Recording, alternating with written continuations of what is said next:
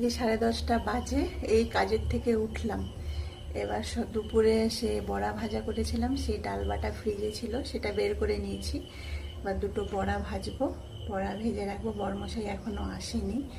তো রাত্রে আমাদের আজকে খাবার হচ্ছে ভাতে জল ঢেলে দিচ্ছি, জল ঢালা ভাত, আলু সেদ্ধ মাখা আর বড়া ভাজা। এটাই রাত্রে খাওয়া। এটা খেলে পেটটা ঠান্ডা হবে, কেন আমাদের এখানে প্রচণ্ড গরম। তো আমিও বড়া ভাজবো চলে এসেছি। আর চারদিক দেখো শুনশান চুপচাপ, কেন এমনিতেই গ্রামে বাড়ি।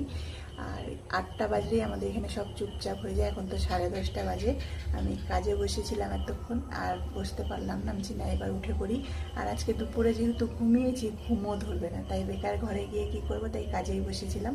তো চলো বড়াটা ভাজি আর তোমাদেরকে দেখাই।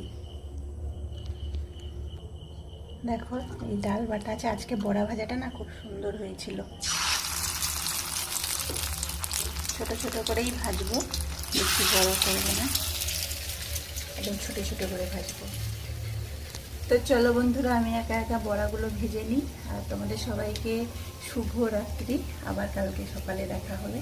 তো সারাদিন অনেক ছোট ছোট ভিডিও তোমাদের সঙ্গে শেয়ার করেছি। তো ভিডিওগুলো কেমন লেগেছে সকলেই জানিও। আর যেহেতু রাত্রি হয়ে গেছে, তাই আমার গলার আওয়াজটা একটু আস্তেই কথা বলছি, কেন সবাই ঘুমিয়েছে।